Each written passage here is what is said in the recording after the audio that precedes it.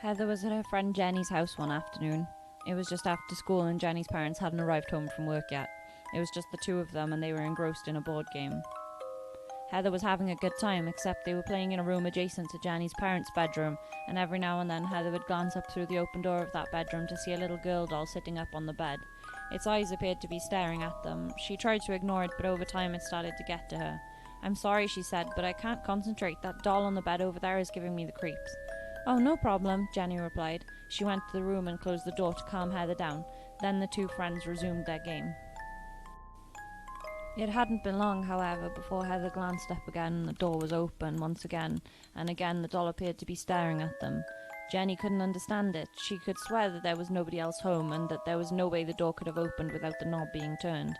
Shrugging, she went up to the bedroom and closed the door, this time making sure that it clicked shut, but again and again they would check the door and find it wide open. Heather was starting to get very scared.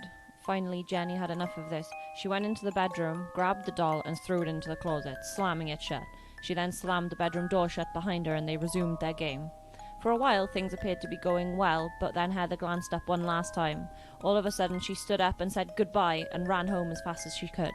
This time when Jenny looked up, she saw the bedroom door only slightly ajar, with a chair propped up behind it, and sitting on the chair, peeking through the opening at them, was the doll.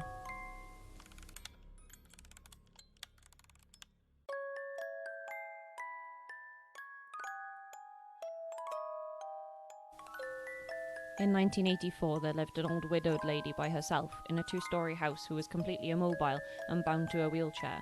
Ever since the mysterious death of her husband, she required the aid of a carer who would visit her daily to help her with everyday tasks.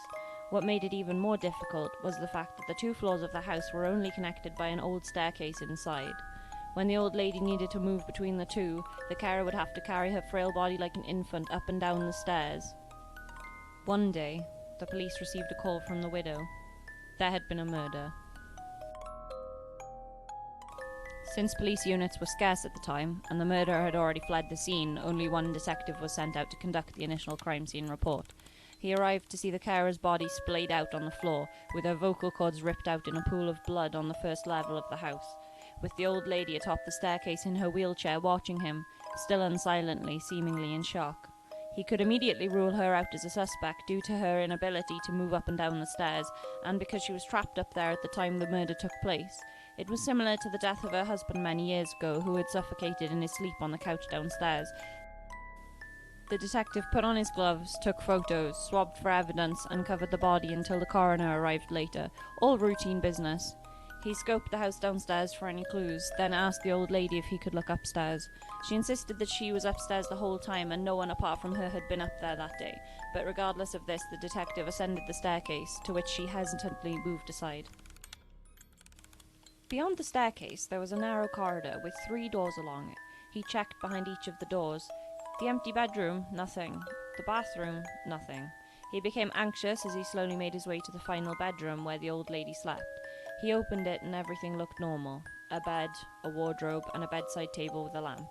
He checked every wall of the room in horror, as it was not what he discovered, but what he didn't discover that made him stop dead in his tracks and slowly reach for his gun in its holster. It was a detail so minor that they'd completely overlooked it on the last investigation of the husband's death. There was no phone upstairs.